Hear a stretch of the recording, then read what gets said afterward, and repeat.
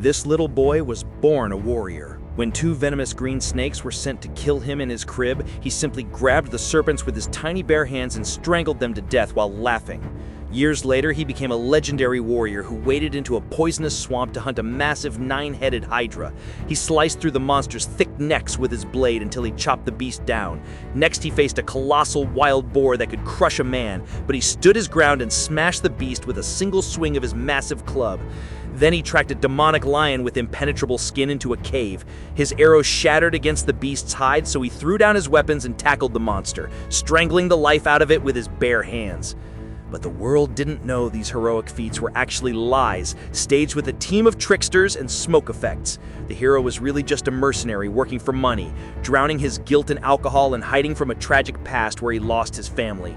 But then, a desperate princess approached him in a tavern and offered him his weight in gold to save her kingdom from a savage warlord who was turning people into stone. He traveled to the palace and realized the army he had to lead was nothing but a group of starving farmers who had never held a spear. He only had a few days to turn them into killers before the enemy arrived. He forced them to stand in a phalanx and hold their shields against a wall of spikes until they were strong enough to push back.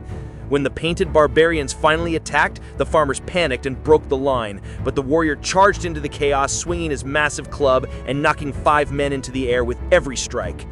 They won the battle, but soon realized the war was a lie. The king he was serving was actually a tyrant who had murdered the princess's husband to seize power and used the warrior to build an invincible army of conquest. The warrior tried to leave, but the tyrant's guards ambushed him and chained him to the dungeon floor with heavy iron shackles. The king taunted him while his soldiers prepared to execute the warrior's friends. But as the executioner raised his axe, the warrior finally tapped into his true rage. He screamed and pulled until his veins nearly burst and ripped the massive stone blocks right out of the dungeon floor. He swung the heavy chains like whips to crush the guards and freed his friends. He fought his way up to the courtyard where the tyrant was hiding behind the army the warrior had trained.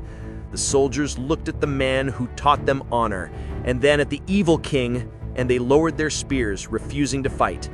The desperate king ordered his personal guards to fire, but the warrior planted his feet against a massive 100-foot statue of a goddess and pushed with every ounce of strength he had. The statue slowly tipped over and crashed down on top of the king and his carriage, crushing him instantly, saving the kingdom, and immediately he realized a man doesn't need to be a god to be a hero.